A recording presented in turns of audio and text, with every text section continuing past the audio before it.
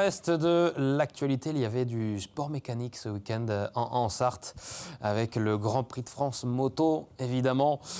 Il aura fallu attendre 71 longues années, mais l'histoire s'est enfin écrite donc ce week-end au Mans. Et ce n'est pas Fabio Quartararo, parti en pôle et tombé en début de course, mais Johann Zarco qui a donc offert à la France une victoire historique en MotoGP. Le pilote Honda, pourtant parti depuis la 11e place sur la grille et contrarié dès les premiers mètres, a su braver la pluie avec intelligence, maîtrisant parfaitement des conditions piégeuses. Et il s'est imposé en solitaire devant son Marc Marquez et Fermín Aldeguer. Un triomphe mémorable pour le tricolore dans un décor de légende et devant plus de 311 000 spectateurs. Le Mans qui restera donc le premier circuit de l'histoire de la MotoGP à dépasser les 300 000 spectateurs. Vous avez vu le joli backflip pour la célébration iconique de Johann Zarco. Bravo aux Français donc pour nous avoir offert toutes ces émotions du sport automobile à présent avec donc les 6 heures de Spa, le Spa-Francorchamps et la victoire de Ferrari. Vous y étiez justement Marc, avec une course haletante, un départ assez exceptionnel et de nombreux dépassements. Ouais, j'ai rarement pu observer une course comme ça en WEC. Alors ça fait pas 12 ans que je suis journaliste à la rubrique auto aussi, mais c'était complètement fou. Et puis surtout, là, on voit celui-là de Loïc Duval là, qui passe entre la Ferrari et la BM. Enfin, déjà, ça fait plaisir de voir que toutes les marques sont capables de se concurrencer entre elles, ce qui a été le cas ce week-end, même si Ferrari reste supérieur et favori au Mans, malgré tout. Mais ça promet quand même une course, sur une course qui va être forcément 4 fois plus longue, et puis avec toutes les spécificités qu'on connaît au Mans, je pense que ça va être quelque chose d'assez exceptionnel. Donc c'était vraiment une super course. Et ça promet donc des grandes 24 heures du Mans avec les 2 premières places de Ferrari. Donc sur ces 6 heures de Spa-Francorchamps, il y a eu la 3e place d'Alpine, 4e Toyota, 5e Cadillac.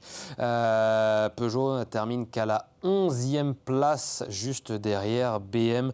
Porsche qui a placé une voiture dans le top 10. Aston Martin à la 13e et à la 14e place.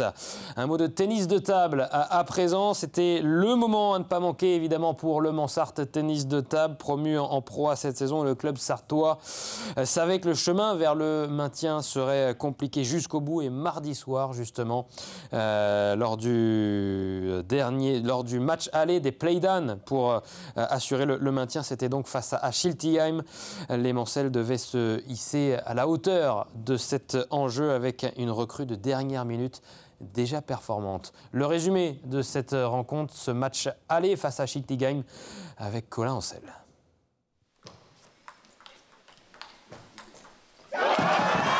Il y a des soirs comme ça où l'histoire ne pouvait s'écrire autrement. Jackie Meng, arrivé lundi en tant que joker médical, est décisive mercredi soir dans la victoire des Mancelles, dans cette rencontre allée face à Schiltigheim pour le maintien dans l'élite du tennis de table. On l'a pas recrutée pour rien, on savait qu'elle avait des qualités. La chinoise première à ouvrir la danse, menée 2-7-1 par la Serbe Dragna Vinjević. Je pense que le premier, il est décisif parce que Jackie, elle est mal embarquée. Si elle perd, derrière, on n'est pas bien. Victoire 11-7 à la belle, premier au Mans déjà réussi, ne reste plus qu'à encourager les coéquipières, à commencer par Lee Sanson, opposée à la brésilienne Julia Takahashi, mieux classée sur le papier. Pour moi, c'est dans la tête, qu'il soit vraiment là pour faire plaisir, pour jouer mon jeu. Je pense que c'est ça la force d'aujourd'hui. Parce qu'au bout du compte, la Mancelle s'impose en 4 manches et porte le score à 2-0. Elodie Nivelle a l'occasion de terminer le match. Mais elle s'incline en 3-7, ce qui veut dire un nouveau match et le retour à la table de Jackie Meng, encore menée de manche à 1. J'étais assez stressée au début parce que c'est mon premier match. Je ne connais pas vraiment les personnes ici, mais je pense que mes coéquipières et le coach m'ont beaucoup aidée et toujours encouragée. Ça aide à relâcher la pression. Mais c'est bien elle l'héroïne du soir, vainqueur de nouveau à la belle. Victoire 3-1 pour sa nouvelle équipe, avec 2 points ramenés par la recrue. Mentalement, ce soir, les 2 matchs, c'est vraiment très fort. Enfin, moi, je trouve qu'elle est très forte. Et elle a dit aussi, elle n'a pas fait des super matchs. Elle va être libérée parce que bon, on sent qu'elle joue bien, mais elle était vraiment très tendue. Elle nous l'a dit. J'arrive pas à être à l'aise. Donc voilà, le fait qu'elle arrive ce soir avec 2 victoires, qu'elle ait vraiment participé, en plus avec la balle de la victoire, je pense que ça va lui faire du bien. On va en reparler, mais à mon avis, elle va être confiante pour le retour. Les Mancelles font un premier pas vers le maintien. La rencontre retour se jouera le mercredi 28 mai en Alsace.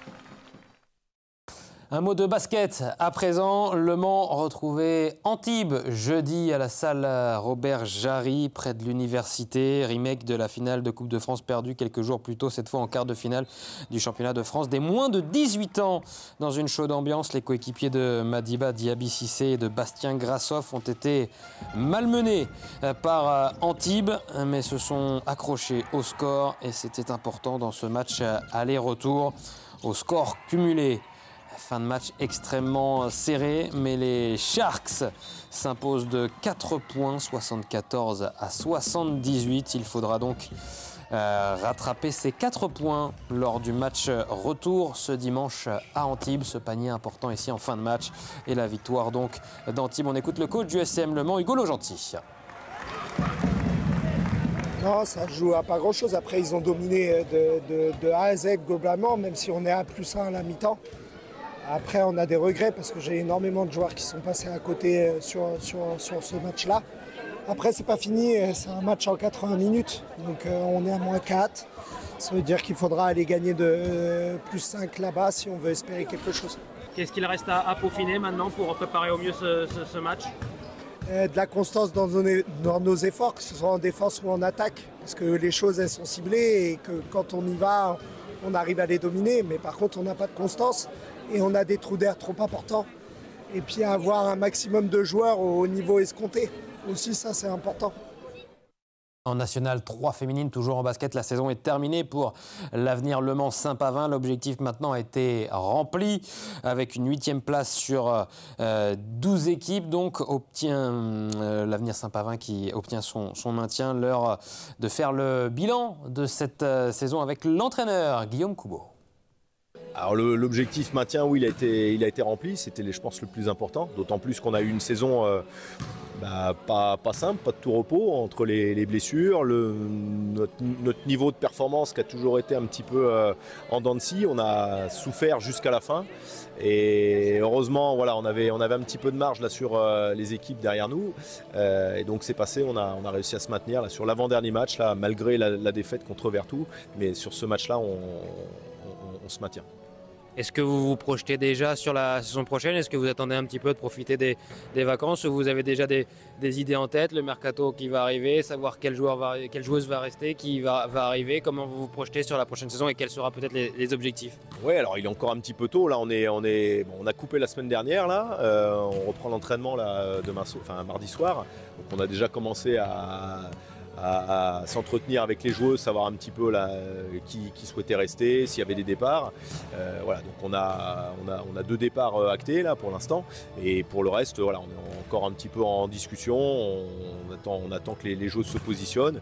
Et puis après, on verra en termes de recrutement ce qu'on a la capacité de faire. Déjà, nous au club, là, dans les gens en interne, là, ce qu'on peut faire sur l'organisation de l'équipe.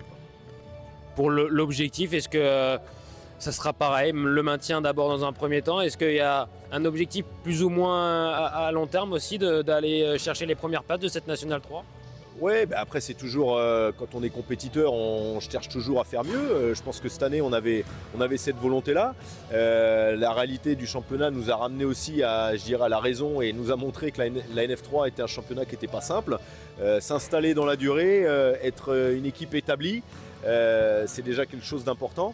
Après, on aura la volonté d'avoir un championnat un peu plus serein et de ne pas être à se battre sur le maintien jusqu'à la fin à la dernière journée, quoi. C'est plus l'objectif, il est là, c'est d'essayer de grandir, performer, progresser collectivement pour s'éviter des fins de saison un petit peu plus crispantes là, comme on a eu là, cette année. Et en parlant de maintien, hélas en handball, Mamers est reléguée sportivement en National 3 féminine.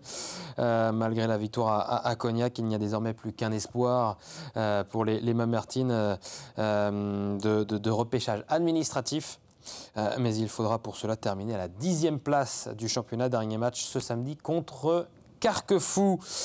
Du cyclisme également avec le Grand Prix de Neuchâtel qui se tenait donc ce dimanche de Neuchâtel en Saunois, organisé par l'Union cycliste Mamers Neuchâtel avec la victoire au bout de 2 heures et 23 minutes d'effort de Gabin Bec de Pavilly-Barentin. La deuxième place pour le Sartois John Buté pour le VS Saint-Michel Charles Christ. La troisième place de Guillaume Caillot du Vélo Club de Conly. Et puis pour régler le sprint du premier groupe derrière ce trio, c'est Tom Détouche devant Théo Guyard et Tony Drouet. Voilà pour ce Grand Prix de Neuchâtel en Saône. On remercie l'Union cycliste Mamers Neuchâtel pour nous avoir envoyé ces vidéos. Un dernier mot de football également avec Le Mans FC qui termine bien à domicile sa saison. Les joueuses de Damien Bolini dans ce championnat de Seconde Ligue qui se sont imposées donc à la Californie sur le score de 3-1. Premier but dès la 11e minute de jeu de Nassima Bekti. S'en est suivi une égalisation orléanaise, mais Wissem Bouzid à la 38e minute de jeu inscrit le deuxième but Manceau, 2-1. Et en fin de match, c'est Madison Henry qui vient inscrire le troisième but. 3-1, score final. Donc les Mancelles conservent leur invincibilité à la Californie. De match de perdu à domicile, mais c'était au stade Marie-Marvin. Elles sont certaines désormais, les Mancelles, de terminer à la 4e place. Dernier match du championnat, ça sera à Nice ce dimanche. Voilà pour l'essentiel de l'actualité. On vous rappelle une dernière fois l'information principale, c'est évidemment la défaite malheureusement du Mans FC. Un déroulé offensif des Bretons dès la 6e minute de jeu. 1-0 puis 2-0. La défense mancelle qui est pris en profondeur avec ce but ici de Ryan Bamba.